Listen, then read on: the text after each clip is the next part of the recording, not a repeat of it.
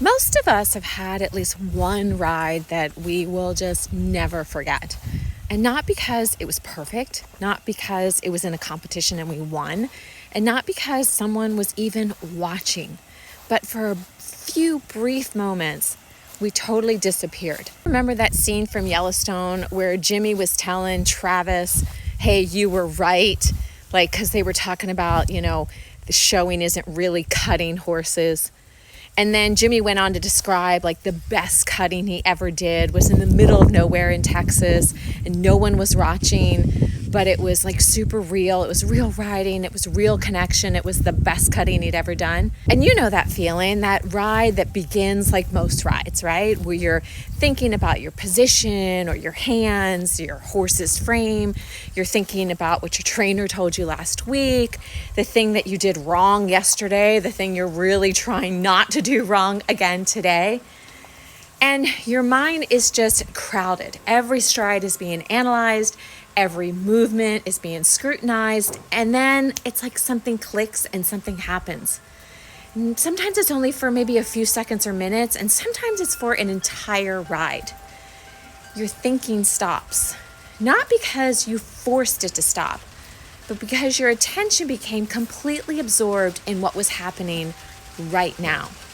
You stopped thinking about yourself. You stopped wondering how you looked or if you were doing it right.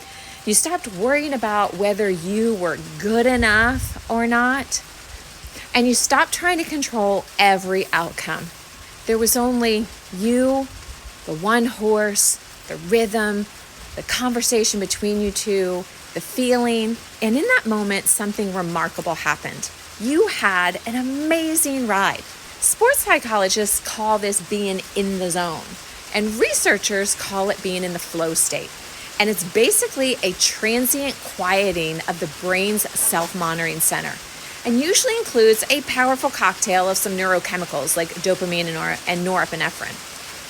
And this didn't happen because you were trying harder, but because you finally got out of your own way. And I've started to wonder if this is one of the greatest gifts that horses offer us. Most of our suffering comes from being trapped inside ourselves, our fears, our insecurities, our need to be right, our need to be admired, or our need to prove something, our endless concern with how we are being perceived by someone else. And really, the horses don't care about any of that. The horse only cares about whether we're present, whether we're listening, whether we are participating in the conversation that's happening right now. And when we become fully absorbed in that conversation, something totally shifts.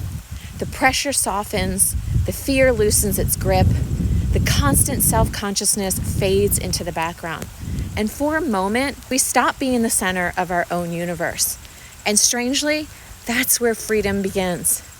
Not when we become more important, not when we finally receive enough approval, and not when we convince the world of our worth. When our attention becomes so completely engaged in something meaningful that we forget about needing to be worthy. The funny thing is that most riders spend years chasing better performance. But the rides we remember most aren't usually the ones that we're thinking about ourselves. They're the ones where, for a little while, we forget we were there at all.